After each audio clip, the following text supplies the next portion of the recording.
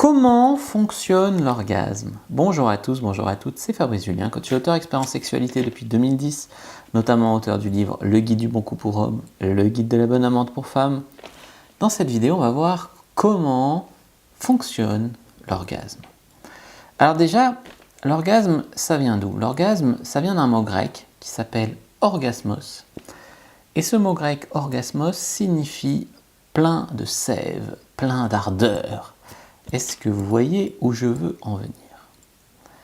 Alors, à quoi déjà ça sert l'orgasme? L'orgasme, ça sert pour les hommes notamment à associer un sentiment ou une émotion très positive sur la reproduction. On est d'accord pour dire qu'on a un instinct de reproduction, mais que c'est quand même mieux si l'acte, le coït, est agréable, d'accord? C'est comme ça que on donne envie aux gens de coïter, de se reproduire et que en fait l'espèce va survivre. Donc finalement, ça sert pour la reproduction, l'orgasme, chez les hommes, puisque les hommes vont aller chercher leur satisfaction sexuelle en éjaculant en fait dans des femmes. Alors, vous allez me dire, oui, mais il y a des espèces animales dans lesquelles le rapport sexuel n'est pas agréable. Et vous auriez raison. Par exemple, les chats, il paraît que la bite de chat, il y a des pics, quoi, ça fait mal. Ben, vous voyez bien que chez les chats, la reproduction, elle est guidée par autre chose. Il y a par exemple des périodes de chaleur. Il y a des... Et puis des fois, le mâle, il attrape la femelle, elle n'est pas forcément... je veux dire, il y en a qui diraient, elle n'a pas signé un contrat avant. Donc, vous voyez que ça ne marche pas pareil. Nous, en plus, on ne fait pas des portées de 5 chatons, on fait des portées de souvent un enfant. C'est long, ça met 9 mois. Chez les chats, je crois que c'est 3 ou 4 mois. Donc, c'est long, on n'en fait qu'un, c'est difficile. Donc, effectivement, il faut encourager les êtres humains à avoir ces relations sexuelles. Et ce que l'évolution a trouvé, c'est nous les rendre extrêmement plaisantes. Et c'est vrai qu'il y a beaucoup d'espèces animales dans lesquelles c'est guidé par des chaleurs, par des trucs, mais ce n'est pas plaisant pour eux.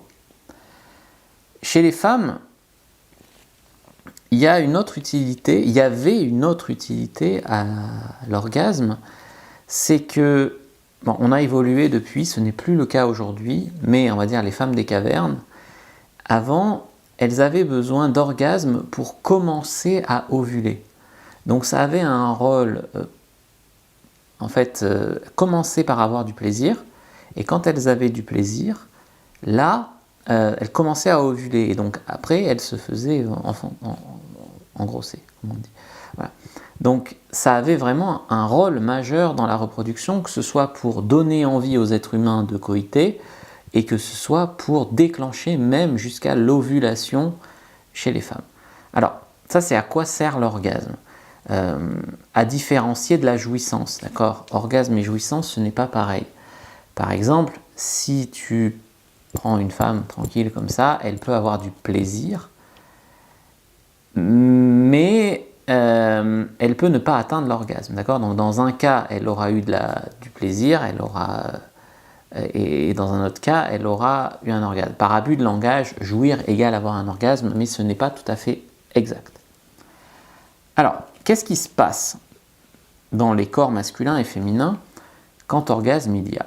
Alors, dans les corps masculins, on voit que ce qui se passe, c'est que, bon, déjà, l'homme, il voit la fille.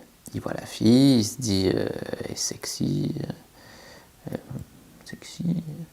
Tu as le niveau de testostérone en lui qui augmente. Bon. Ensuite, on va dire qu'il arrive à la séduire, il va chez elle, et là, il y a donc le scrotum, les couilles qui remontent, d'accord, le pénis qui commence à gonfler, à bander, quoi, l'excitation qui monte. Il y a le liquide préséminal qui commence à sortir du pénis. Et puis il y a donc coït, d'accord, le liquide préséminal sert à préparer un peu le terrain, lubrifier tout ça.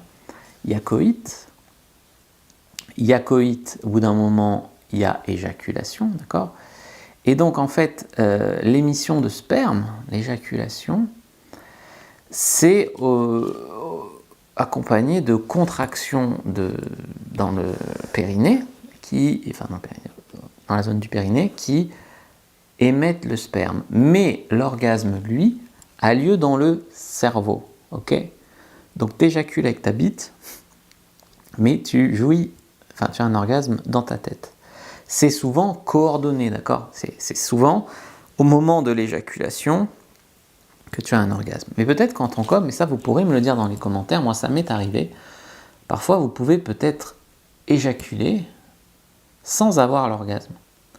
Eh bien, dites-moi si ça vous est déjà arrivé, prenez 2 secondes pour me dire dans les commentaires. Sachez que ça peut arriver aussi dans l'autre sens, c'est-à-dire ne pas éjaculer, mais avoir un orgasme. Et donc continuer à la garder dure et pouvoir continuer le rapport et avoir ainsi un deuxième orgasme. Ce qu'on appelle l'homme multi-orgasmique. J'avais fait une vidéo là-dessus sur l'injaculation. Vous pouvez taper injaculation Fabrice Julien pour la trouver. Voilà les amis, pour l'homme.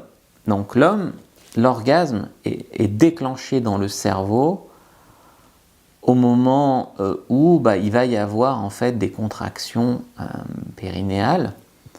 Et justement la méthode, c'est de tenir le point à $1 million ici, au scrotum, d'arriver à le contracter normalement mentalement pour bloquer l'éjaculation, mais avoir l'orgasme. D'accord ? Voilà. Chez la femme, ça se passe un petit peu pareil. Donc il y a toute cette phase d'excitation, on s'excite, je passe au moment où le gars va chez elle ou chez lui.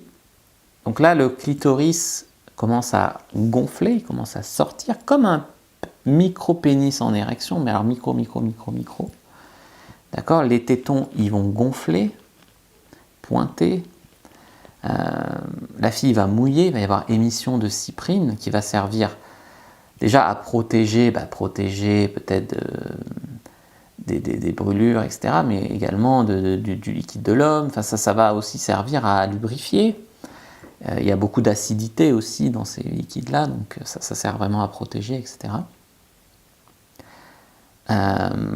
Donc le vagin gonfle, tout comme le pénis d'ailleurs en entrant en érection, il peut changer un petit peu de teinte, de couleur, d'accord ? Donc après il va y avoir donc, ce rapport sexuel avec stimulation du point G, du clitoris, je vous le souhaite.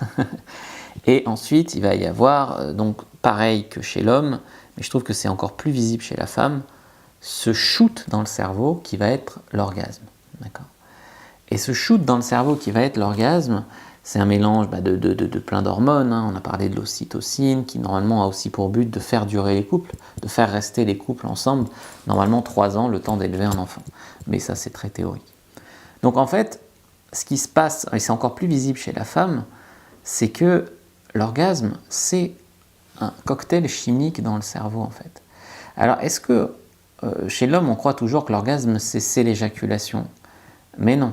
C'est juste corrélé, mais n'est pas causalité. Corrélation n'est pas causalité. Donc ce que je veux dire ici, c'est que c'est encore plus visible avec les rêves érotiques. Vous pouvez avoir un rêve, si vous avez déjà fait un rêve érotique, dites-le dans les commentaires, il est possible d'avoir un orgasme avec un rêve érotique alors qu'il n'y a pas de stimulation sexuelle à côté. Et c'est encore plus visible chez les femmes, puisque chez les femmes, l'orgasme est tout à fait décorrélé de l'éjaculation. Alors oui, il y a des femmes qui squirtent, d'accord, qui font des émissions fontaines, mais des éjaculations féminines, mais la plupart du temps, peuvent même se frotter à un coussin et jouir. Et il y a un orgasme, mais l'orgasme, il part dans le cerveau. D'ailleurs, quand une femme a eu un énorme orgasme, il arrive qu'elle soit je suis KO, tu vois.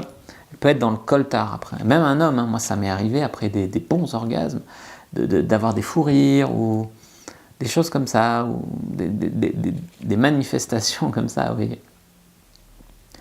Et puis alors après, donc une fois que tu as eu un orgasme, tu as un sentiment de plaisir, de paix intérieure, ça renforce l'amour entre les deux personnes. Alors, vous allez encore me dire, peut-être c'est pas pareil chez tout le monde. Alors, effectivement, un orgasme vaginal, un orgasme anal, un orgasme clitoridien, un orgasme de la bite, un orgasme de la prostate, un orgasme des seins, il y a des tas d'orgasmes différents, un orgasme nocturne. Ils ne sont pas tous similaires. D'ailleurs, à partir du moment où les personnes ne sont pas des mêmes personnes, l'orgasme peut avoir un ressenti un tout petit peu différent chez les gens. Tout comme tu peux avoir la maladie chez deux personnes et pas les mêmes symptômes tout à fait. C'est pareil, mais tu as quand même globalement les grandes lignes chez tout le monde. Donc c'est les grandes lignes de l'orgasme, d'accord. Des fois on me dit comment savoir si j'ai joui. Bah tu le sais normalement quand tu as joui, tu vois. C'est vrai que des personnes qui vont avoir des orgasmes mieux, plus longs, plus à répétition, plus puissants, je sais pas moi, peut-être souvent l'orgasme vaginal est souvent chez les femmes plus puissant que l'orgasme clitoridien. Et des hommes qui jurent que par l'orgasme anal, enfin... Voilà, ça se discute pas, chacun est différent, mais voilà en tout cas la ligne directrice de l'orgasme. J'espère que cette vidéo vous a plu. N'hésitez pas à rétribuer en mettant un pouce, commenter, partager. Moi je vous dis à bientôt. Que le Dieu de la séduction et de la sexualité soit avec vous les amis.